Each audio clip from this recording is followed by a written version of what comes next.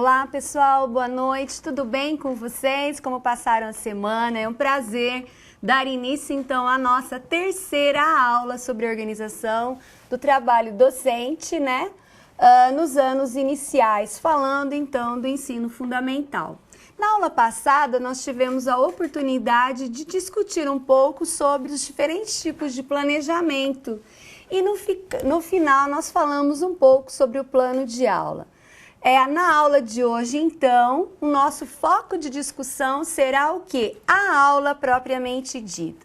Se o planejamento nada mais é do que a intenção, né, pessoal? É o desejo, a elaboração mental de uma proposta de trabalho e o plano é a materialização escrita desse pensamento, a aula, então, é o quê? É a execução, né, desse plano pensado, materializado no papel, no registro do plano, portanto, agora executado num contexto que pode ser a sala de aula, pode ser a sala de campo, a aula independente do espaço que ela ocupa, como ela deve ser então desenvolvida, hoje é o foco da nossa discussão. Olha que bacana então pensar na organização do trabalho pedagógico, né? Quando a gente fala que a gente precisa pensar nos objetivos, planejamento, elaborar os objetivos, plano de aula, mas também executar esse plano. Mas antes de nós falarmos sobre a aula, quero ler mais umas contribuições do fórum de vocês, para a gente poder refletir junto como que está, então, a participação, a compreensão, a discussão, porque nós queremos mesmo alunos críticos e reflexivos. Olha lá. Então, pensando naquela discussão que eu propus no fórum da importância da organização do trabalho docente para a formação do pedagogo e do futuro professor, nós temos a seguinte contribuição. Para termos bons resultados, temos que planejar o que iremos ensinar. E é para isso que existem os planejamentos educacionais, curriculares e de ensino. Temos que ter um caminho a seguir. Estamos aqui aprendendo para ensinar e alcançar objetivos. Muito bem. Por isso, é tão importante planejar, discutir assuntos e pôr em prática, segundo sempre, um caminho esclarecedor e fundamental. Muito obrigado pela sua contribuição. Fabiola Ribeiro, né? Trouxe esse pensamento, essa reflexão sobre a importância, então, do planejamento na organização do trabalho pedagógico do professor. Nós temos ainda mais uma contribuição. A organização do trabalho docente é muito importante, pois é com ela que se detalha o objetivo principal da escola, que visa a aprendizagem e o desenvolvimento dos alunos. O planejamento dá-se tanto no projeto político-pedagógico, porque é o pensamento da escola, como no planejamento da sala de aula, que é a responsabilidade profissional do professor com o seu aluno. Ainda a aluna contribui dizendo, conforme Libânio, o trabalho docente é uma atividade intencional, pessoal, não é de qualquer jeito.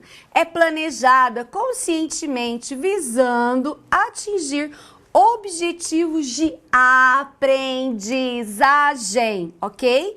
Por isso, precisa ser estruturado e ordenado. Muito obrigado pela sua contribuição, Sara Cristina Machado Viana Gomes. E a última contribuição para a nossa aula de hoje, a organização do trabalho docente contribui muito para o desenvolvimento do aluno, pois dentro da organização está o planejamento da forma o qual, né, o professor trabalhará os conteúdos.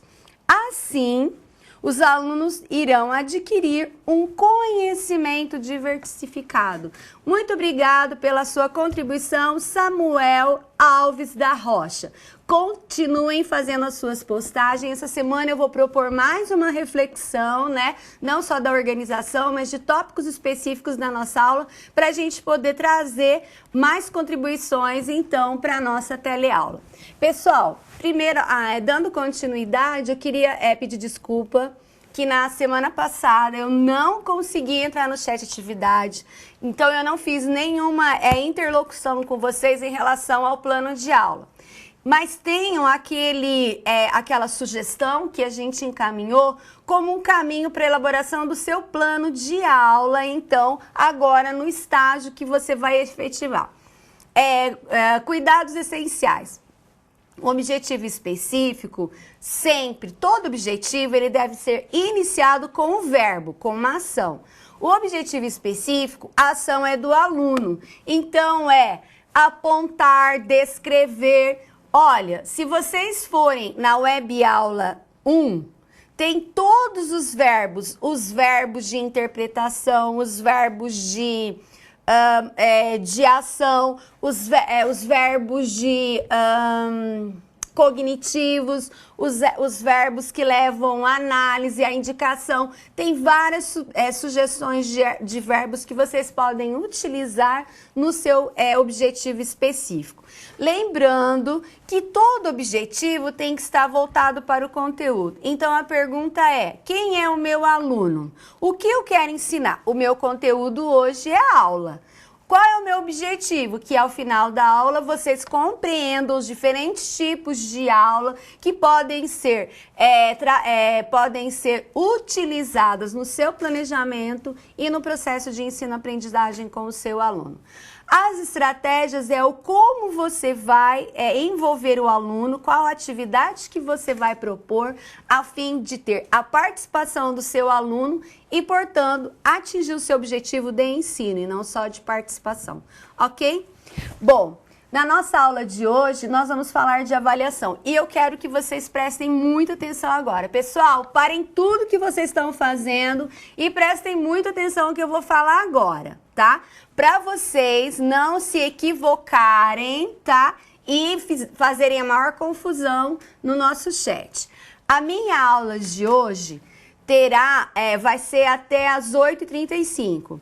Nos 15 minutos finais da minha aula, a professora Vilze, que orienta estágio, vai estar aqui na minha aula, explicando sobre o estágio e tirando dúvidas de vocês.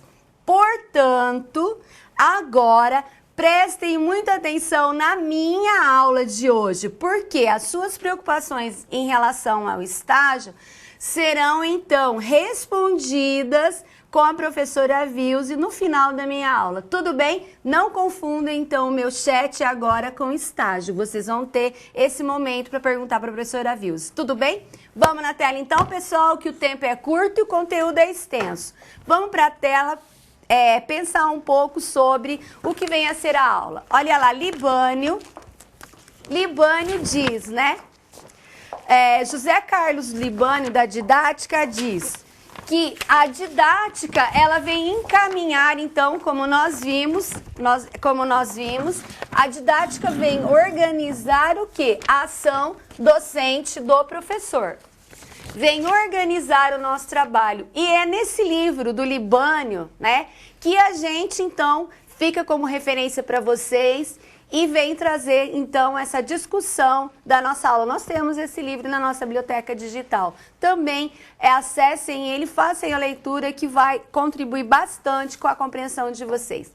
Quero, então, convidar a todos para assistir o vídeo que vem, então, abrir a nossa aula e a gente já volta para conversar.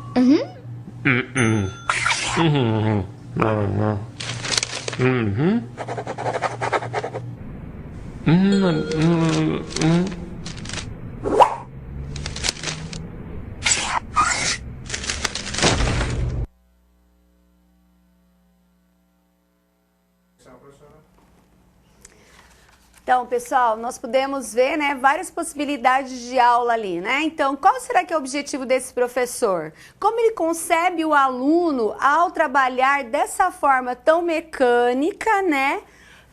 E autoritária com o seu aluno? Quanta coisa nós podemos pensar em relação à nossa prática e o que nós realmente acreditamos que acontece dentro da nossa aula. Então, eu quero agora, nesse momento, ouvir um pouco de vocês. Vamos para a nossa primeira atividade? Olha lá. A aula é uma atividade inerente ao cotidiano do professor. Então, toda a aula, seja ela dentro da sala de aula, pode ser uma aula, não é, a gente não chama aula passeio ou aula de campo, ela pode ser dada no museu, ela pode ser dada num parque, né, para os alunos de repente fazerem todo um estudo sobre o meio ambiente. Então, independente do espaço em que ela ocorra, ela é uma atividade inerente, né, do quê? Do cotidiano do professor. Então, ela faz parte do fazer pedagógico do professor. Reflita sobre essa resposta. Então, o que é a aula, né? E aí a gente vai juntar a mais dois conteúdos. Qual a diferença entre aula, planejamento e plano? E qual a relação entre eles? Ok? Então, veja, são 3 perguntas importantes. O que é a aula? Qual é a diferença existente entre o planejamento e o plano? E qual é a relação existente entre eles, apesar de cada um ter uma característica e uma especificidade? A gente já volta para conversar.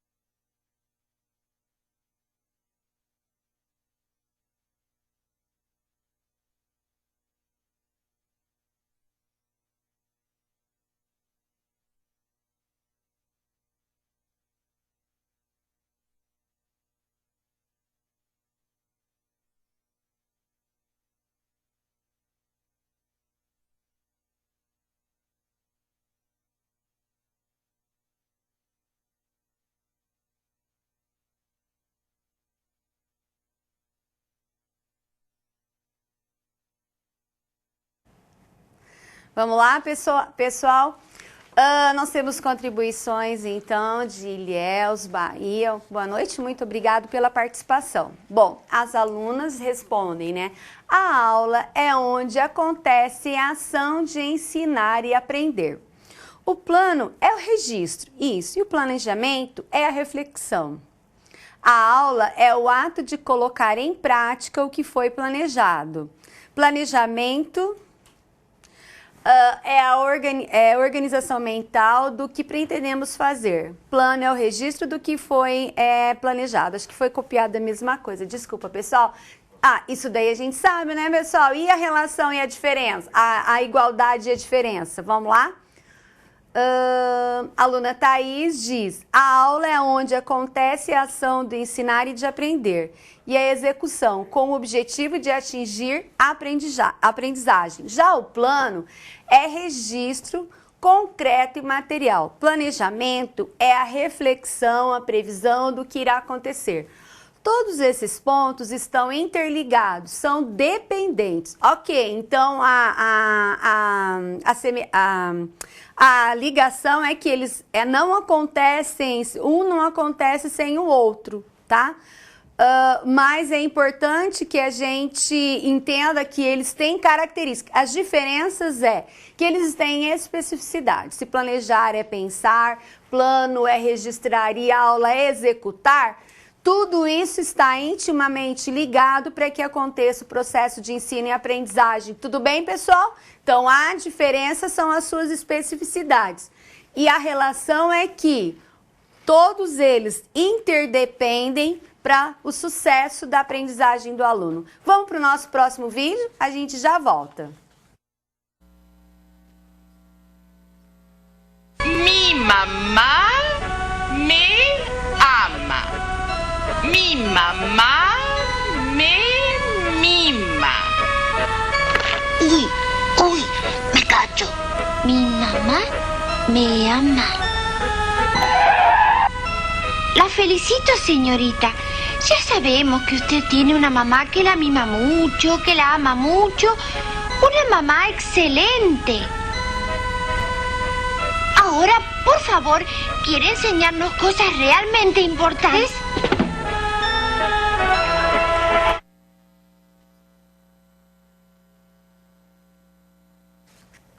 Muito bem, pessoal, nós podemos ver então no vídeo a aula começando a ser desenvolvida. Vamos na tela então buscar um pouco mais a nossa teoria para fundamentar a nossa prática. Então, o que é aula, né? Retomando, é o conjunto de meios, né? Meios e condições pelos quais o professor dirige e estimula o processo de ensino e aprendizagem. Então, os meios, né, que podem ser materiais e humanos, né, que vão dar condições. Então, eu posso usar os recursos a partir de uma metodologia na sala de aula que vai levar o quê? O processo de ensino e aprendizagem, em função da atividade própria do aluno no processo de aprendizagem escolar. Então, a aula vai materializar, colocar em prática exatamente o que está aqui, ó, nesse slide, né? A professora aqui trabalhando com a caixa das sensações ou das percepções. Então, ela criou um objetivo, ela foi trabalhar um conteúdo, planejou esse conteúdo e agora ela está o quê? Usando meios e condições para o quê? Fazer com que os alunos interajam no seu cotidiano escolar em busca do quê? Sempre.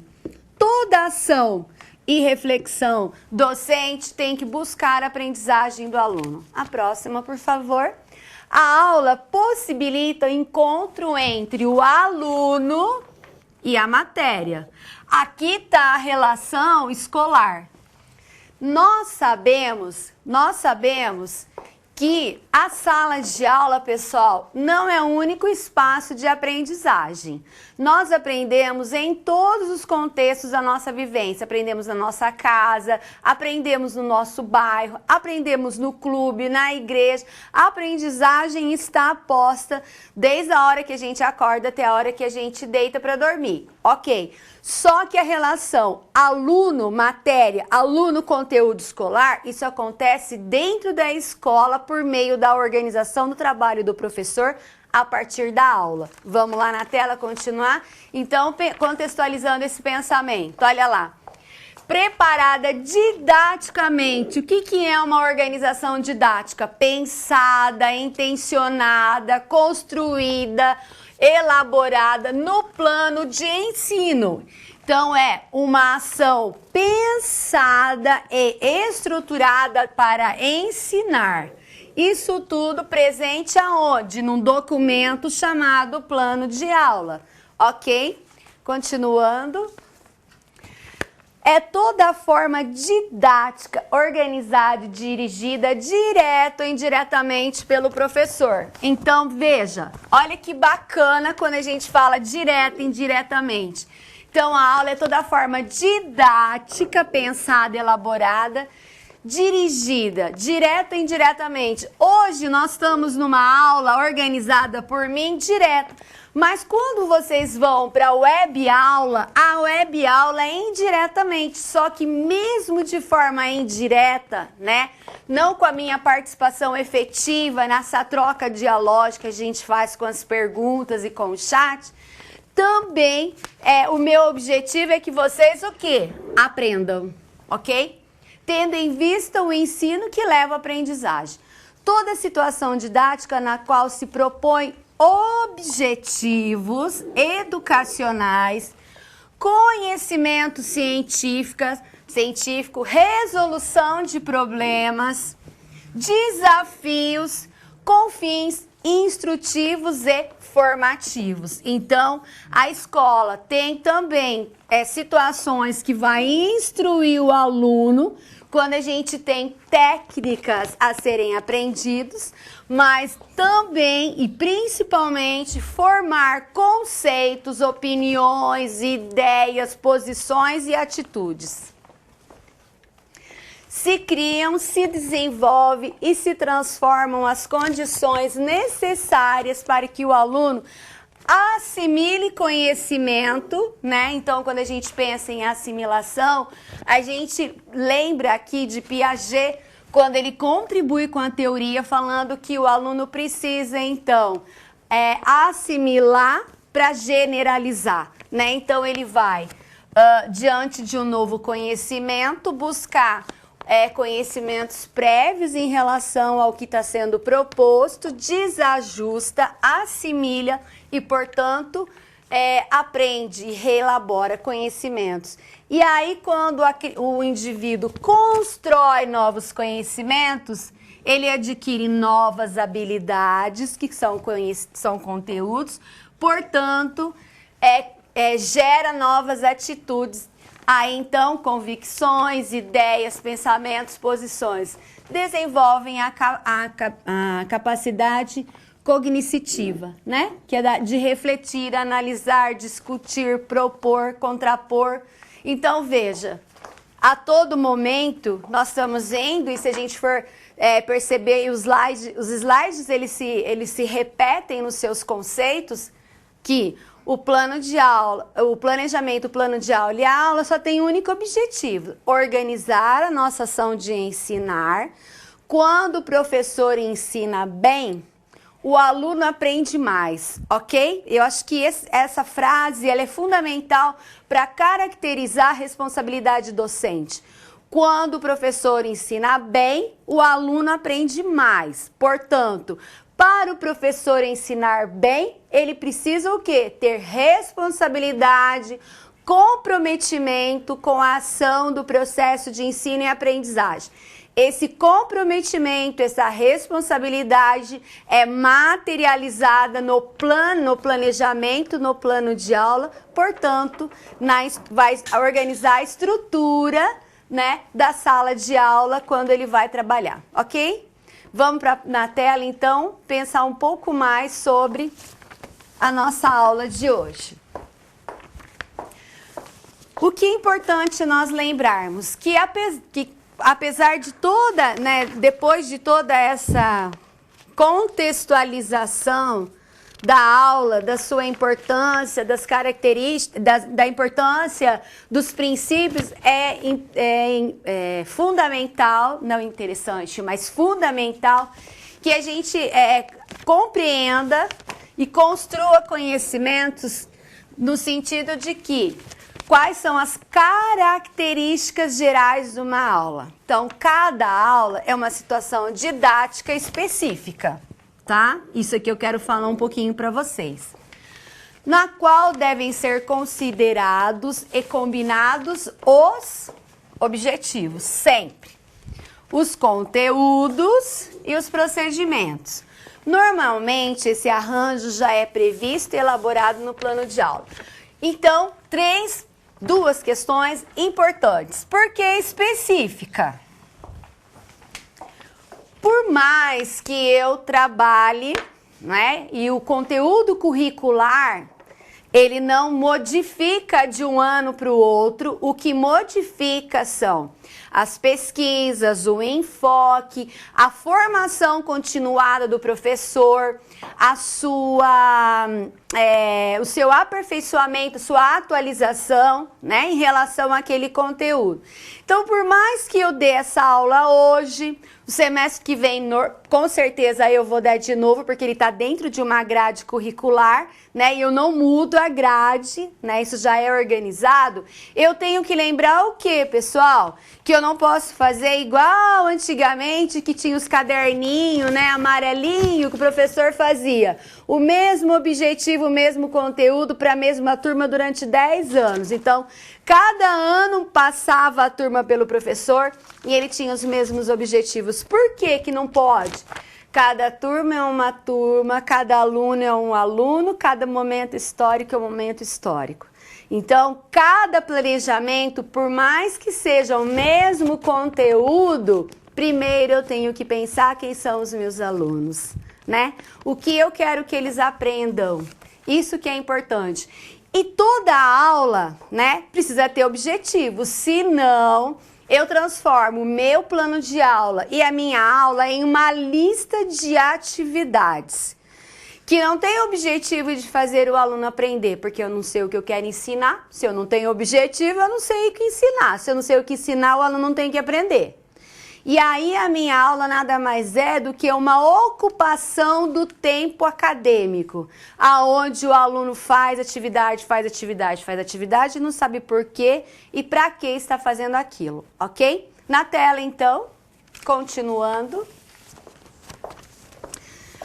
Normalmente, né, esse arranjo já é previsto e elaborado no plano de aula. Então, cada plano de aula é um para cada turma e cada objetivo também dependendo da turma que a gente está trabalhando. Vamos lá, quero ouvir mais um pouquinho vocês para nossa próxima atividade. Para refletir, constantemente ouvimos a seguinte frase: aula é aula. Agora responda: toda aula é igual? Existe mais de um tipo de aula? Se existe, cite um ou mais tipos de aula, tá? Então, toda aula é aula, né? Sempre a mesma coisa? Sim, não? Existem diferentes tipos? Quais? A gente já volta para conversar.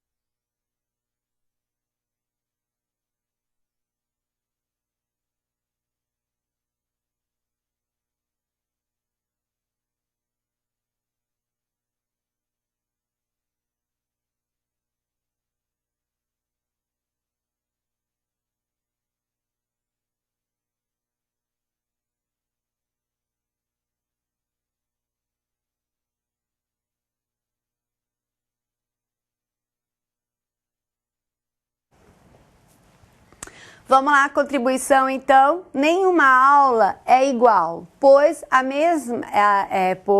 mesma para ter vitalidade necessita de uma metodologia, isto é, de estratégias de condução do conhecimento ao alunado. Portanto, não é raro dizer que existe mais de um tipo de aula, pois como existem diferentes metodologias com fins específicos, como verificar a aprendizagem, aprimorá-la, reconhecer a turma. Então, claro, não existe só um tipo de aula, porque a cada intenção da minha aula gera uma organização. Eu quero fazer uma aula de apresentação, uma aula de verificação, uma aula de sondagem, uma aula diagnóstica, então várias formas de trabalhar a aula. Claro que não, cada aula tem o seu objetivo, seja expor um conteúdo, seja avaliar o que foi trabalhado, seja aula de exercício de verificação, cada uma com a sua característica específica, aula expositiva, aula recreativa, etc. Muito bem, mais uma contribuição, nós temos na tela. Bom, vocês puderam, então, participar e compreender que, da mesma forma que nós temos diferentes objetivos, nós temos diferentes organização da aula, né? Como que eu vou fazer uma aula diagnóstica, levantar um conhecimento, se eu não propuser, então, uma organização que leva a fazer, suponhamos, vamos fazer uma roda, eu quero trabalhar com as crianças a questão, vamos falar da dengue, que está tão em moda, né? Infelizmente, vamos falar da dengue. Então, eu preciso levantar com as crianças quais são os conhecimentos prévios que eles têm. Então, se eu não organizar uma roda de conversa, né, para poder pensar sobre, então, o que eles já viram, quem que contou, da onde eles sabem, né, o que eles acreditam, o que acontece. Isso é uma organização de o quê? Levantamento prévio, uma aula diagnóstica mesmo do conhecimento do aluno. Salinas, obrigado pela contribuição de vocês. Não, uma aula sempre varia de outra. E são diferentes. Temos aula de aplicação de conteúdos, de experiência, de consolidação da aprendizagem, de laboratório de campo, entre outros, né? Então, quando a gente fala ali, olha, aula de experiência, de experimentação, né? Muitas vezes a gente pode levar a criança a fazer tanto experiências da ciência, como também experiências da construção de culinária, que a gente pode trabalhar também com a questão da mistura dos elementos, né? Então, que faz um bolo que é líquido, depois de assado vira sólido. Então, veja como é legal a gente estar trabalhando nessas proposições. Na tela, então, nós vamos dar continuidade à nossa aula. E aí vem o nosso vídeo, tá? Vamos lá, pessoal? Escolhemos as aulas da professora Denise para falar de planejamento. Durante a semana de observação, a professora de ciências deu 3 aulas para uma turma de 6º ano. As 3 estavam intimamente ligadas por um objetivo. O objetivo era que eles entendessem a diferença entre um ser vivo e entre uma coisa não viva. Para atingir o objetivo, a professora planejou uma sequência didática de aulas com vários recursos. Acompanhamos 3. A análise de uma tarefa de campo proposta para casa. Gente, vocês vão conversar entre os colegas a quantidade de seres vivos, planta, que vocês viram no jardim em que vocês pesquisaram. A observação do jardim da escola em conjunto. Eu não sei o que é, mas parece com um tipo de semente, mas eu não acho que é o ser vivo. E a exibição de um vídeo sobre o tema. Estamos aqui com A partir de agora, vamos ver o que aconteceu dia a dia. Nossa convidada é a própria professora Denise, que vai explicar e comentar a sequência observada. Você vai pensando numa sequência didática, como fazer com que o conteúdo seres vivos, através de uma quantidade previstas de aula, né, 4, 5, 6, dependendo da turma, né? O que fazer nessas aulas estratégias diferentes para que esse aluno aprenda este conteúdo. Denise começou corrigindo a lição de casa, que era identificar os seres vivos citados em um determinado texto. Quais foram os seres vivos mencionados no texto acima?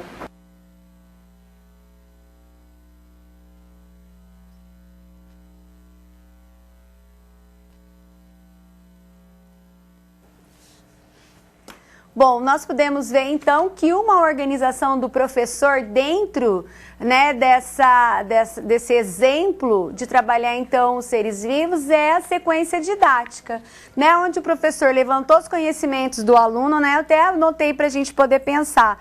Depois propôs o quê? A partir do que eles conheciam, fez a observação, né, de campo, foi para a escola e observou, tentou verificar por meio da observação quais então seres eles encontrariam no jardim da escola. E depois eles fizeram a exibição dessa observação, né? E a gente pode classificar em tabela, pode fazer gráfico, né?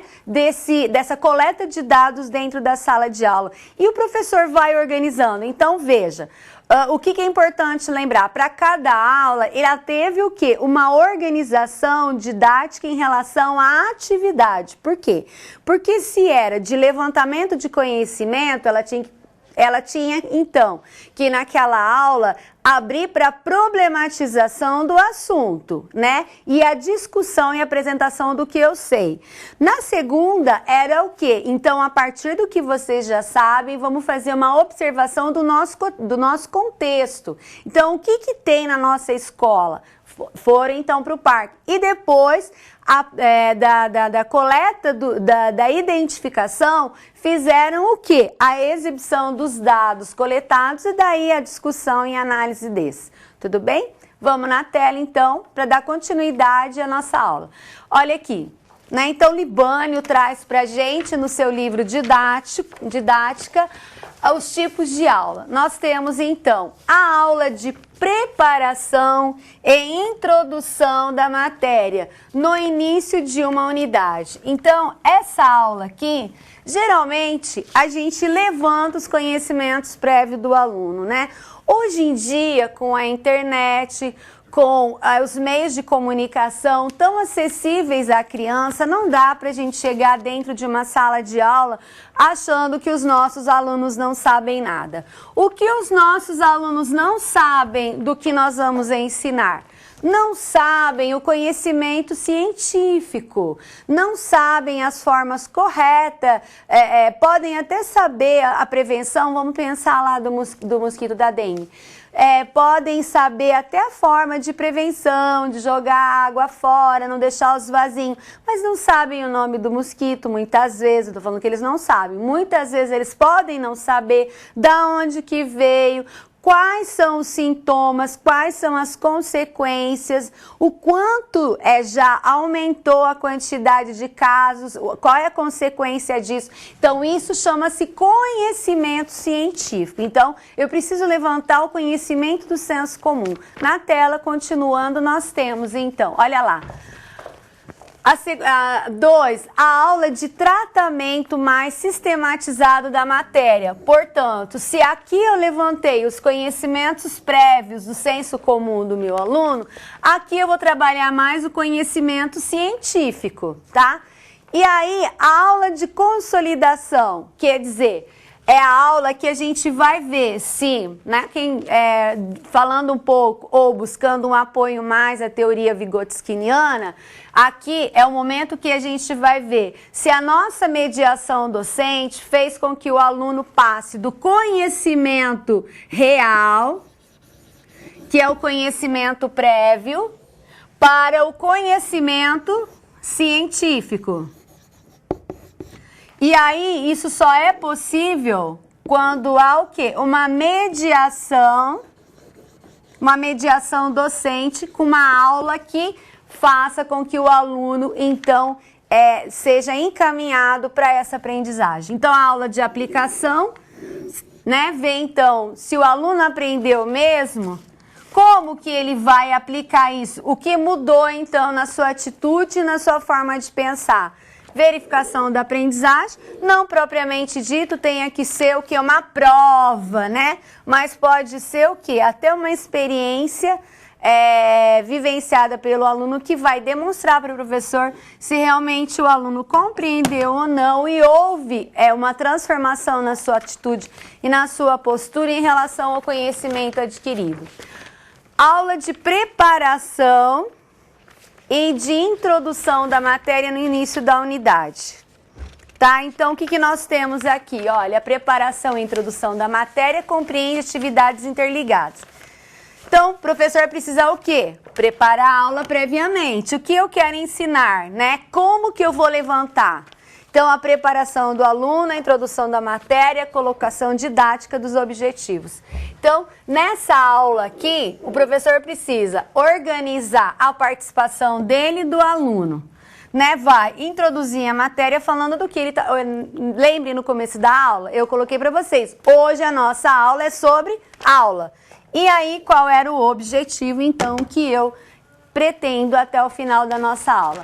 Aula de tratamento mais sistematizado da matéria nova. Então, o tratamento didático da matéria nova se realiza a percepção dos objetivos e fenômenos ligados ao tema, a formação de conceitos, desenvolvimento de capacidade cognitiva, eu vou explicar tudo isso, de observação, imaginação, raciocínio do aluno, estruturação e organização lógica didática dos conteúdos. Ok, quando a gente fala da aula de tratamento mais sistematizado da matéria, é o momento que a gente vai, então, levar o aluno, desafiar o aluno, né?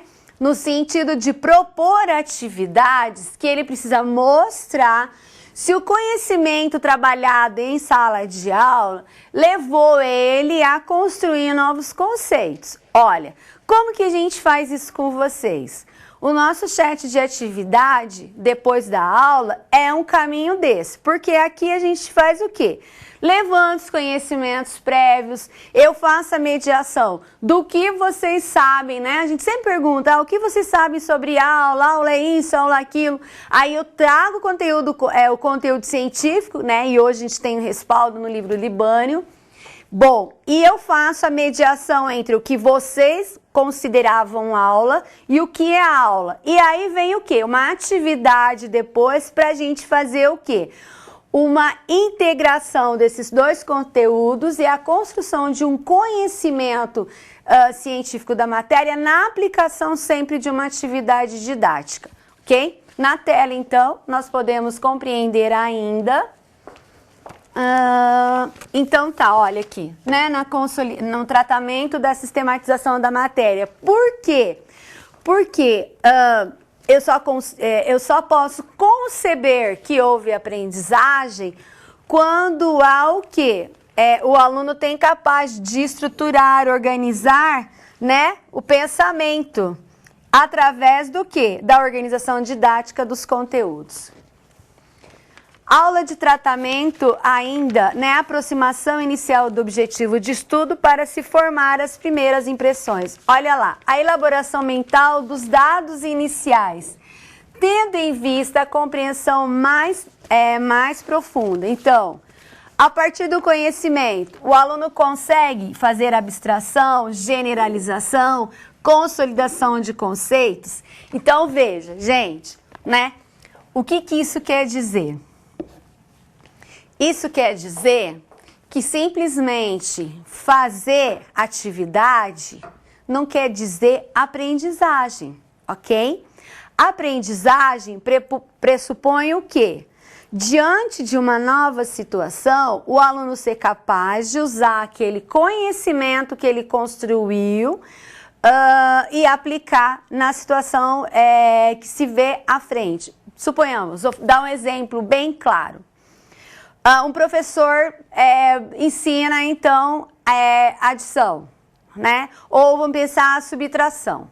Então, ele ensina com palitinho, ele ensina com um cartaz valor de lugar, ele ensina lá a subtração com continha deitada, com continha em pé, ele ensina a subtração com problemas, né? Ele usou várias atividades e estratégias para ensinar a subtração. Mas essa criança só vai demonstrar que aprendeu quando realmente na situação do dia a dia a mãe mandar ela comprar pão e ela voltar com o troco certo. Né? Quando ela for comprar verduras, comprar ou trocar ou vender as figurinhas, quando na situação do dia a dia ela conseguir aplicar esse conteúdo de forma adequada.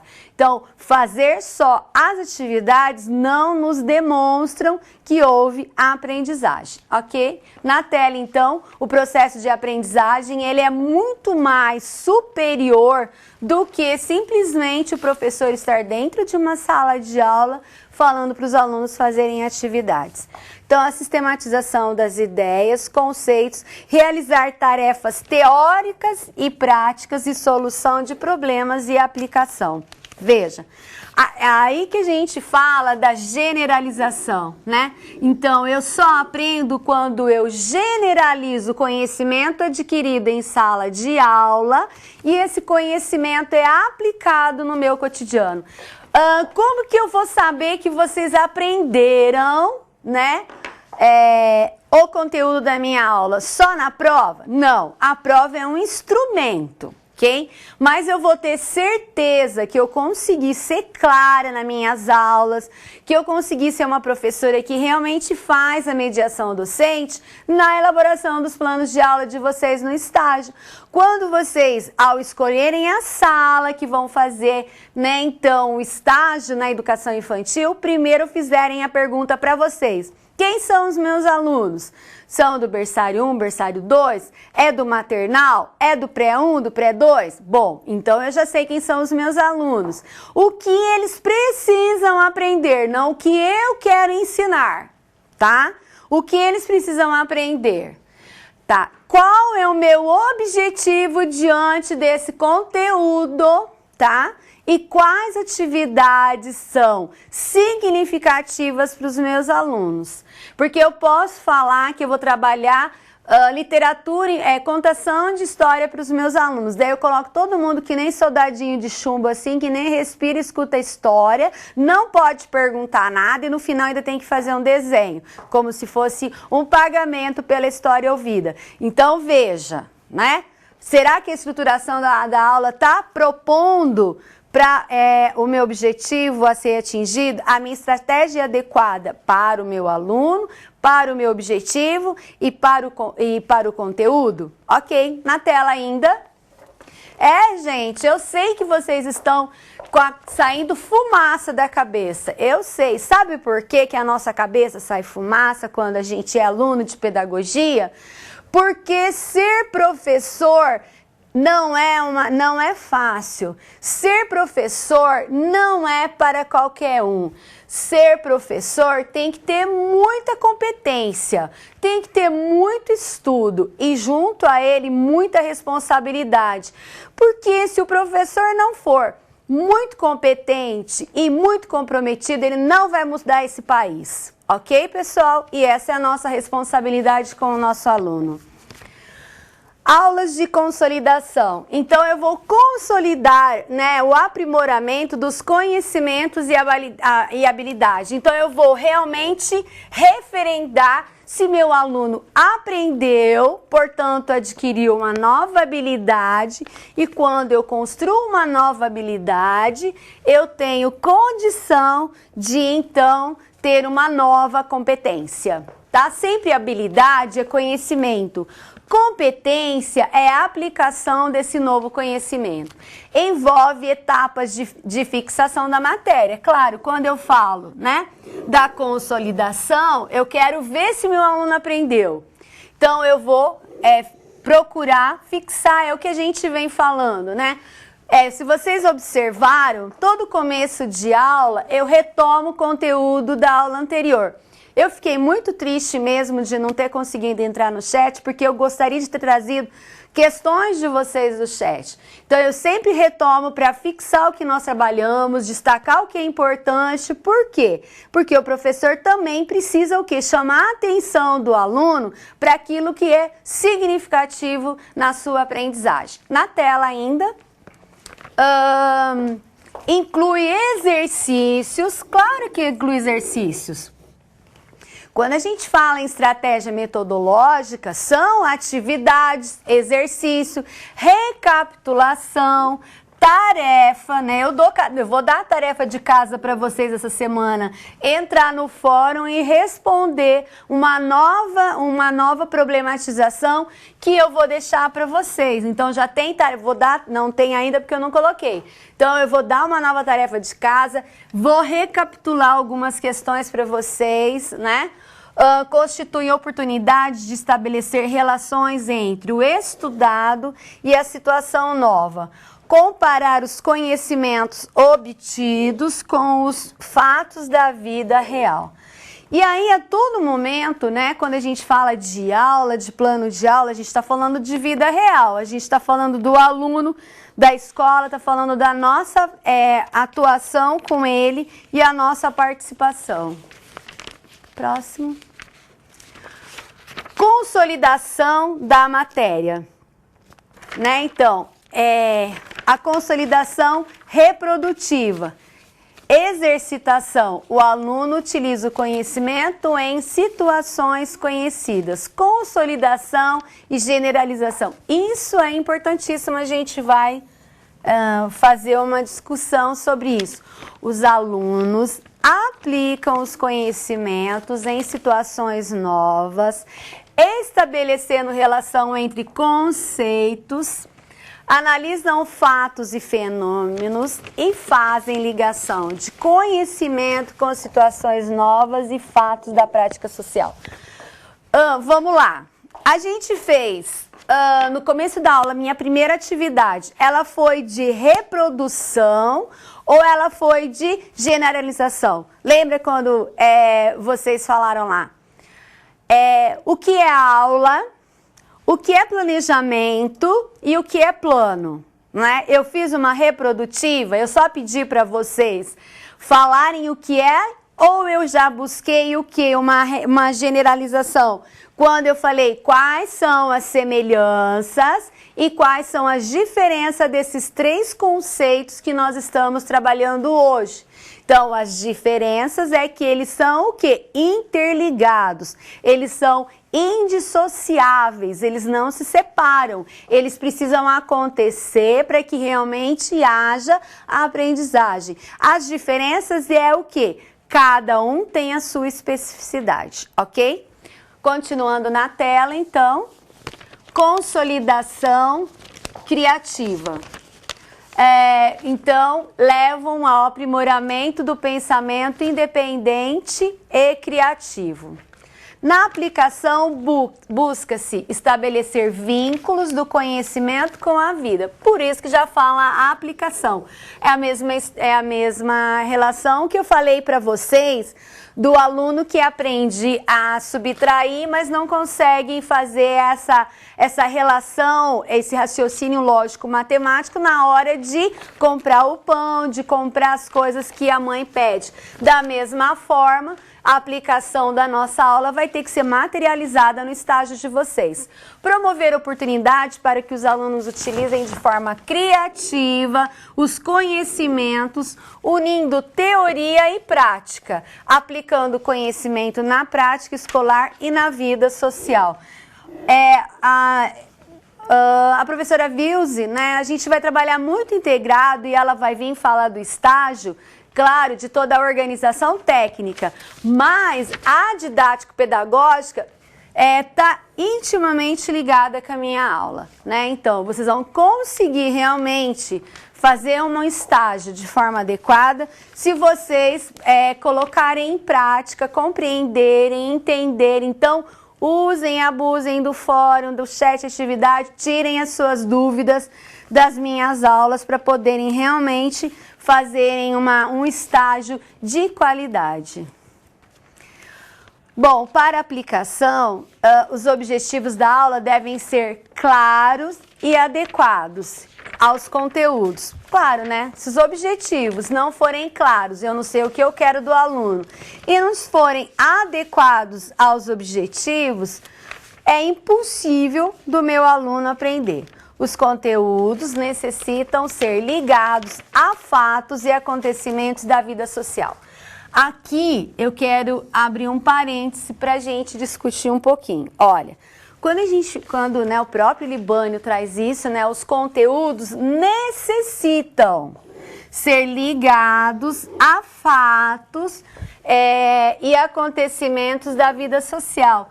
Claro, gente, que nem todo conteúdo acadêmico a gente vai achar lá na vida cotidiana, né? Mas o que a gente tem que entender? Que determinados conteúdos fazem com que a gente interprete, analise, compreenda determinados fatos do cotidiano, o que possibilita a nossa mediação, interação, transformação de uma forma mais adequada, ok? Então, existem conteúdos que estão intimamente ligados à vida social e tem conteúdos que você não vai enxergar ele no dia a dia, mas ele está presente na atitude das pessoas. Continuando. A aula de verificação da aprendizagem vem ver então o quê? Lógico que está intimamente ligada com a questão da avaliação dos resultados escolares. Por quê? Porque a gente está falando de aula, a gente está falando de escola, a gente está falando de professor e aluno. Promover atividades que possibilitem a verificação, né? O acompanhamento de uma nova intervenção. Olha, isso aqui é o cerne da avaliação, tá? A avaliação não é para você classificar, selecionar e excluir o aluno, mas sim, um momento de você, então, fazer um acompanhamento para novamente intervir e retomar o processo de ensino-aprendizagem. Vamos para a nossa próxima atividade? Se existem diferentes tipos de aula, preparar, ministrar uma aula é sempre igual? Qual é a função do professor nesse processo? Qual é a relação entre método de ensino e tipos de aula? A gente já volta para conversar.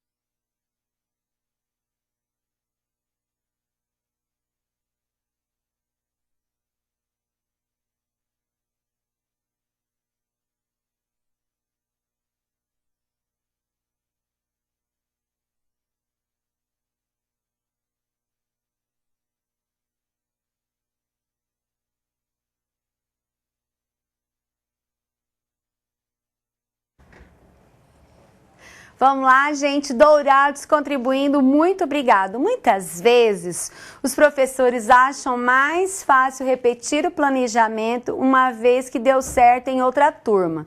Isso vai acomodando. O professor deve buscar sempre novos conhecimentos, meios para qualificar-se e especializar-se. Isso contribui muito no processo de ensino-aprendizagem, realmente, né? Então, para cada tipo de aula, eu tenho um tipo de método, né? Então, eu posso trabalhar com metodologia da problematização, eu posso trabalhar com a metodologia de projetos e assim por diante. Erechim fala. Obrigado pela participação de vocês. Preparar e ministrar uma aula é sempre uma experiência nova, com certeza, gente, dá frio na barriga, dá ataque cardíaco, pois trabalhamos com formação de capital humano perfeito e pessoas têm tempos diferentes e formas distintas de aprender. Muito obrigado pela participação. O professor possui um papel importantíssimo no processo, pois a aula é viva e dinâmica e os desafios vivenciados são sempre novos. Perfeita participação de vocês.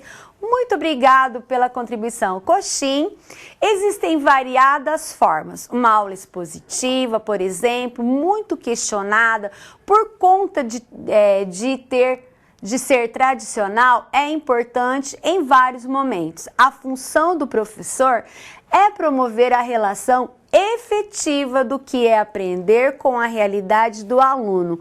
Uma relação íntima de aprendizado constante a partir do que foi planejado. Muito bem, né? A gente tem, então é assim, o professor ao mesmo tempo que ele ensina, ele também aprende, e o aluno ao mesmo tempo que ele aprende, também ele ensina. Isso só é possível quando realmente o aluno é ativo e a ele é dado voz e participação. Vamos para agora um vídeo? Vamos lá para o nosso vídeo e a gente já volta para conversar novamente.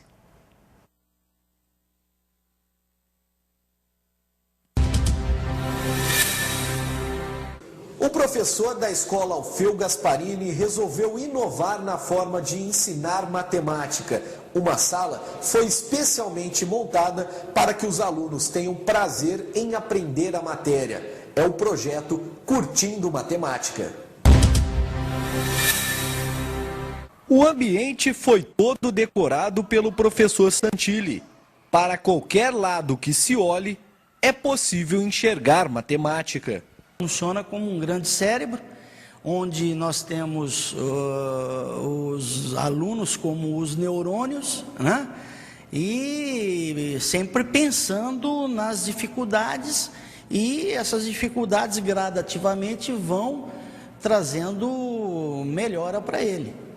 Na parede, instrumentos geométricos. Na cortina, expressões numéricas que revelam resultados. Aqui você tem uma divisão de fração, onde o aluno ele tem 2/3 dividido por 2 nonos. Então, será que é 1/2? Será que é 3? Será que é 1/3? Então, isso, após a explicação, ele vai tentar fazer. Então, é um teste na cortina.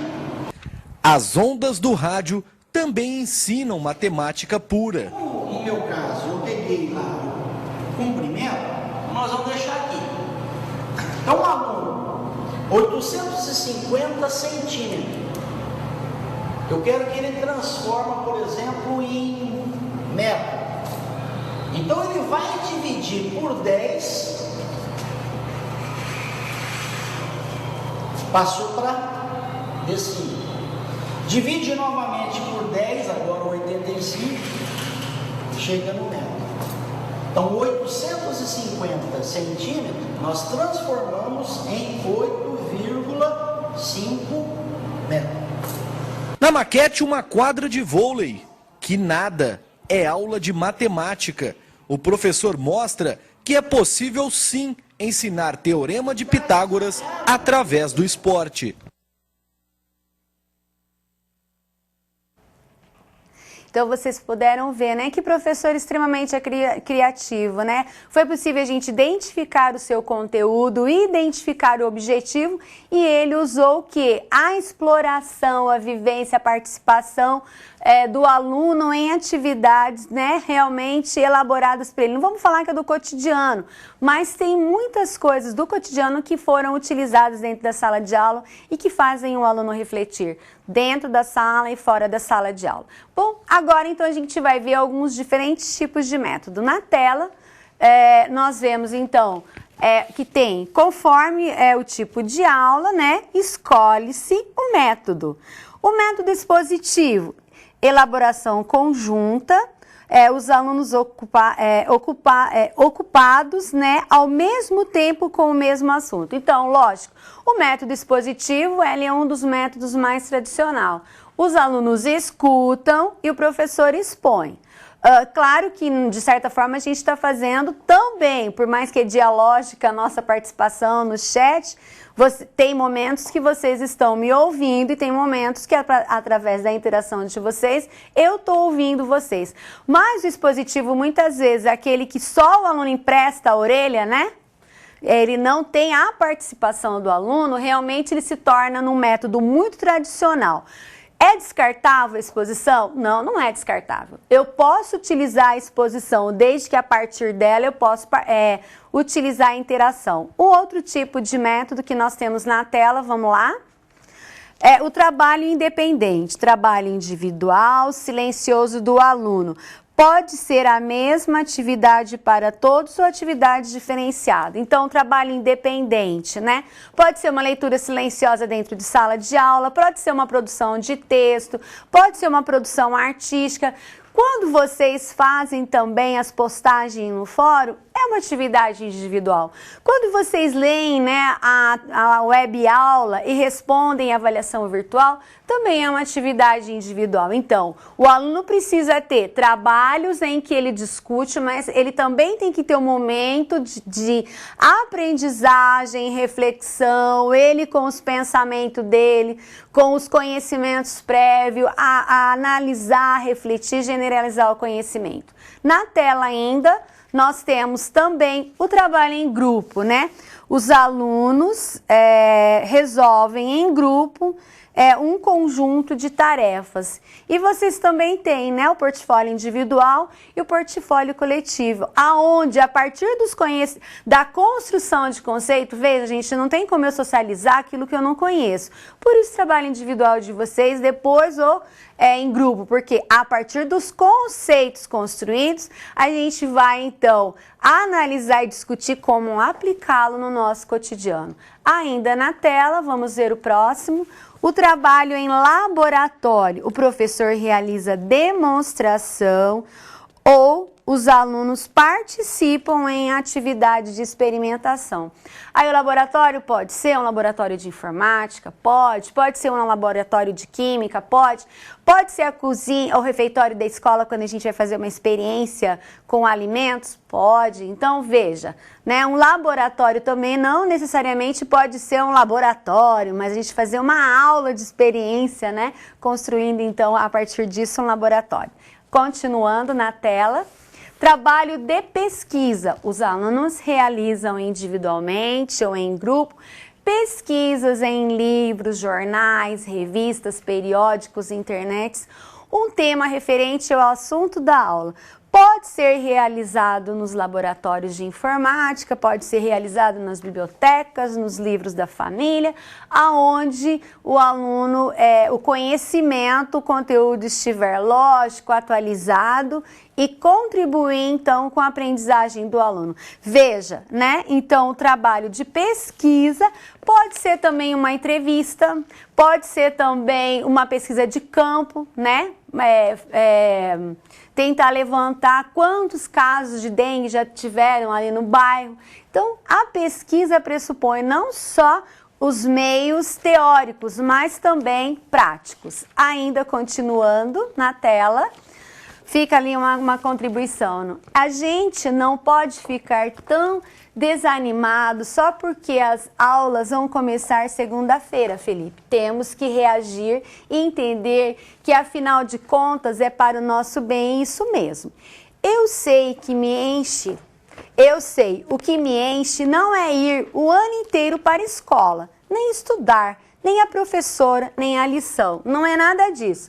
são todos esses malditos dias de aula, né? Então, veja, até que ponto que a gente chega, né, no desastre do aluno não gostar de ir para a escola. Nós sabemos que a escola compete muito, né, com todas as outras formas de atuação social. E a gente precisa repensar, né, por que que muitas vezes os nossos alunos não gostam de ir para a escola. Gente, nós teríamos uma atividade, mas eu vou deixar para a gente fazer ela no chat atividade. Vamos continuar? Tarefa de casa. Junto com as atividades em sala, indicam as dificuldades dos alunos e as deficiências do processo de ensino e aprendizagem nas aulas. Possuem função social, informal e interagem com os pais, integram ou informam os pais dos trabalhos realizados nas aulas e na escola. Tarefa de casa deve ser cuidadosamente elaborada, estar relacionada ao assunto trabalhado em sala, ter resultados trabalhados na aula seguinte e pode indicar a introdução de um novo assunto, né? Um levantamento prévio do conhecimento a ser trabalhado. Ok? A próxima. Vamos então ver esse videozinho e a gente já volta para conversar sobre a questão da tarefa, que é um encaminhamento também metodológico.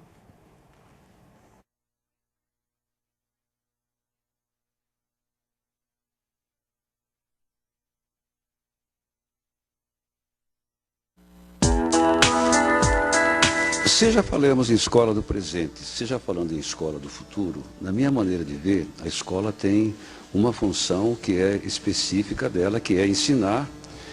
E hoje, ensinar significa ajudar os alunos a desenvolverem as suas capacidades intelectuais, a sua capacidade reflexiva, em face da complexidade do mundo moderno, em face da influência forte das mídias, especialmente da televisão, e em face de todo um conjunto de problemas sociais que estão afetando a juventude, não é? A escola precisa manter essa sua característica de ensinar. O bom professor é aquele professor que consegue organizar os seus conteúdos, levando em conta as características dos alunos. Os professores hoje não podem desconhecer que os alunos vêm à escola com uma variedade muito grande de saberes que ele encontra fora da escola. A escola hoje não detém o monopólio do saber. Então, uma escola do futuro é uma escola que ensina, mas é uma escola em que os professores saibam muito bem organizar o conteúdo, tendo em vista as características individuais, sociais, culturais que os alunos trazem à sala de aula, não é? Uma escola do futuro, uma escola que seja uma boa resposta à complexidade deste mundo contemporâneo. Um bom professor, ele precisa ter um domínio muito seguro dos conteúdos, ele tem que ter uma noção muito clara de como é que os alunos aprendem a pensar, aprendem a desenvolver suas capacidades intelectuais através dos conteúdos, mas que ao fazer isso, ele leve em conta os motivos dos alunos, as características individuais dos alunos, a relação que esses alunos têm com o saber que ele ensina, o modo de vida que os alunos levam na sua cidade, no seu território, no seu grupo de referência, não é? E também que sejam levadas em conta aquelas características sociais, culturais, do contexto em que os alunos vivem.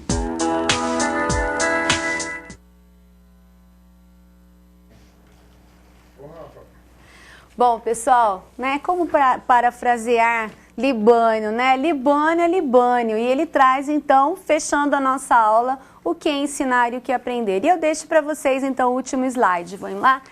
É mais fácil ensinar do que educar? Para ensinar, você só precisa saber, mas para educar, você precisa ser, né? Então, quando eu educo, eu ensino. Espero ter contribuído, então, com a nossa aula de hoje. A gente continua a aula no chat atividade e eu deixo vocês com a professora Vilse para discutir sobre o estágio. Um abraço.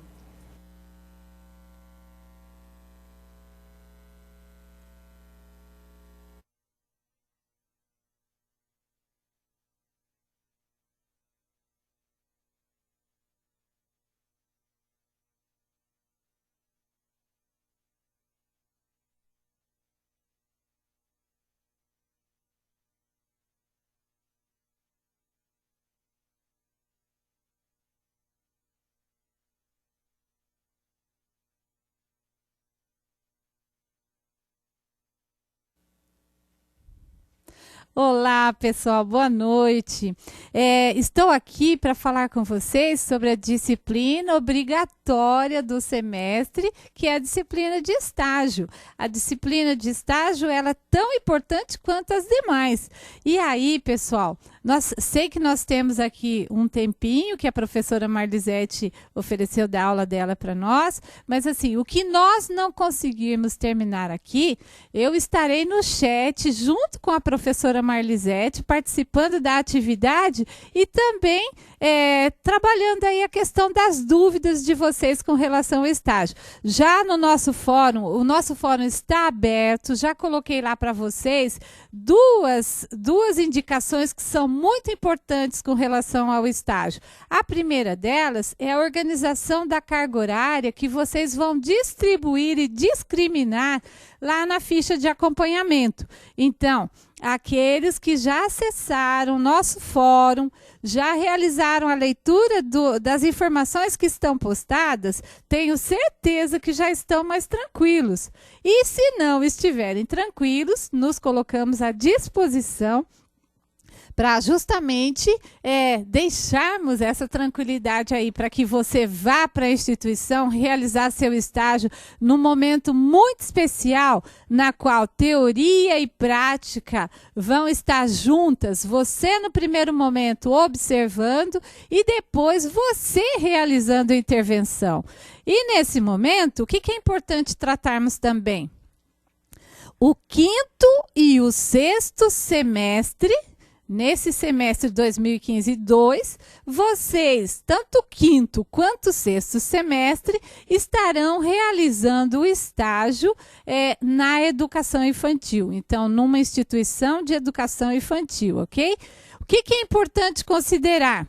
Que os alunos do 5º semestre irão realizar o estágio juntamente com os alunos do 5º semestre. Não pode aí um aluno do 5º semestre junto com o aluno do 6º semestre. Mas o importante também é que o relatório final de estágio, ele é individual. Sei que tem muitas questões para respondermos, mas eu estou aqui pontuando algumas que já recebi, né? E muitas outras não vamos conseguir dar conta de passar todas as informações agora, mas então vamos pensar assim, vou para o estágio, onde? Primeira coisa, então, tenho que entrar em contato com uma instituição e a partir daí verificar se essa instituição já possui convênio de estágio com a Unopar. Caso essa instituição não tenha o convênio de estágio e ela vai permitir que eu realize o estágio lá, então nós temos já também como parte dessas informações, o que eu tenho que fazer? No primeiro momento, eu tenho que conseguir junto a essa instituição alguns dados importantes. Por exemplo, a razão social da instituição, o CNPJ da instituição, quem é o responsável pela instituição, o telefone, o endereço, porque todas essas informações eu vou registrar justamente com o polo presencial, né? Eu vou registrar. Também tenho que ver quem será meu supervisor de campo. Então, durante o tempo em que eu estiver na escola, quem vai observar tudo que eu estiver fazendo? Não necessariamente para ficar lá o tempo todo olhando para você, mas assim, se você precisar de uma informação, a quem você pode recorrer? Então, pode ser o diretor da escola, pode ser um pedagogo, pode ser um professor licenciado, não é verdade? O professor da sala de aula que você estiver estagiando, essa pessoa vai ficar responsável, inclusive, pelas assinaturas. E não se esqueça, na sua ficha de acompanhamento, de carimbar, de registrar cada dia que você vai para o estágio. Se você já não registra na ficha de acompanhamento, leve uma caderneta, uma agendinha, anote os detalhes, porque tudo isso vai, inclusive, enriquecer o seu relatório final, onde você vai colocar tudo que você realizou durante o seu estágio. Então, pessoal, organização é o essencial, é fundamental para que todas as atividades sejam realizadas com muita tranquilidade. Nesse primeiro momento, ir até uma instituição, verificar se ela aceita você como estagiário. A partir daí, verificar se essa instituição possui convênio com a Unopar. Se não possui o convênio, verificar a documentação, esses documentos que eu disse para você fazer com que essa instituição tenha parceria com a Unopar.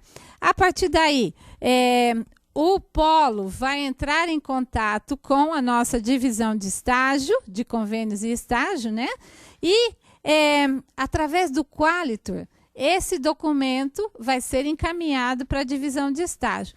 Tão logo a divisão de estágio já realize a leitura desse documento e verifique a possibilidade dessa instituição estar aí trabalhando com a Unopar, o aluno já vai poder ter acesso aos documentos que vão justamente organizar essa carga horária presencial, que lá na escola, a nossa carga horária total do estágio é uma carga horária de 100 horas, né? Então, 52 horas práticas lá no espaço da Instituição de Educação Infantil e 48 que vocês vão utilizar de maneira bem discriminada, como está lá no nosso material de apoio. Essas 48 horas você vai se utilizar dela para registrar tudo o que você observou, para elaborar seu plano de estágio, seu plano de intervenção no estágio, né? Então, tem uma intervenção de 24 horas, que como é instituição de educação infantil, você pode elaborar 4 planos de aulas de 5 horas ou de 6 horas, né? Porque daí 4 planos de aulas de 6 horas computa aí 24 horas. Você pode fazer um plano de aula de 4 horas? Pode, só que aí você vai fazer mais planos de aula, porque vai acontecer em mais dias durante a semana a sua intervenção, ok? O nosso tempo aí está quase já no limite. Sei que as pessoas têm muitas dúvidas com relação ao estágio, mas é importante essas suas dúvidas serem encaminhadas aqui para o tutor, que está à disposição de vocês também, e lá no fórum que já está apresentado a vocês, tanto no 5º quanto no 6º semestre. Participe, gente, tire suas dúvidas. Vamos fazer desse momento, nessa relação teoria e prática, um excelente momento de aprendizado, porque a partir daí você tem esse início na prática, e é você como futuro pedagogo, como futuro professor, já atuando aí na educação infantil. E tenho certeza, a professora Marlisete também vai estar aqui falando com vocês sobre as possibilidades nessa elaboração do plano de intervenção. Então, também durante a próxima aula da professora Marlisete, de repente, se vocês já têm interesse nessa elaboração, quem sabe a professora Marlisete já ajude também, ok? Então, um abraço a todos vocês, e agora estarei no chat junto com a professora e juntas vamos lá. A professora tratando sobre a atividade que ela propôs para vocês e eu dizendo aí das dúvidas sobre o estágio, ok? Até a próxima, pessoal!